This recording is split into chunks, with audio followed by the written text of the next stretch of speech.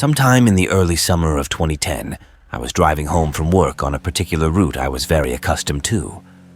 Not much ever changed in my small town, and if something ever did, the residents surely knew about it.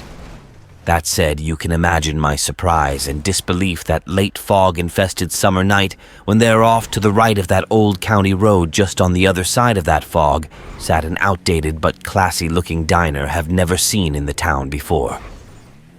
I pulled into the pothole-infested parking lot to get a closer look at the decaying but modern classic-looking building and saw what looked to be a sign in the dark glassed window that said, Paul's Diner 24-hour service. I was shocked at what I was seeing. There was no diner named Paul's in this town.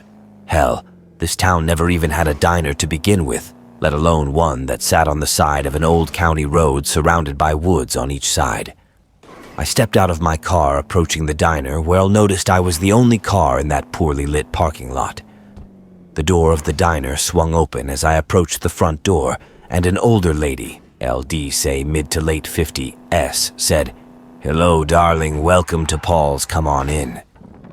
I stepped back a few feet, taken clearly by surprise at the situation on hand.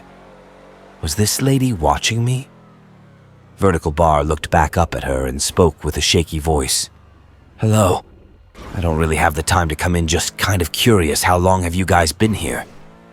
She looked at me and opened her mouth to reply when the sound of glass breaking in the back of the diner caused her to spin around on her heels. "Damn it, Charlie, will you stop breaking them dishes?" She yelled out, more flustered than she was when she opened the door to greet me. Now where was I? Oh yes, well, we've been here for about 50 years. I want to say give or take. 50 years, I thought to myself. No way are you sure I would have noticed this place before I drive this route almost every night. She looked at me puzzled. "Are you okay, sugar?" she said, looking at me with a concerned look now washing over her face. "You look a little pale. Why don't you come on in and have a nice warm cup of coffee?" I looked at her and contemplated for a second before following her inside the poorly lit diner. "How do you take it, sugar or no sugar?" she said, looking down at me with a notepad in her hand. "Black, please," I replied, rubbing my eyes and yawning.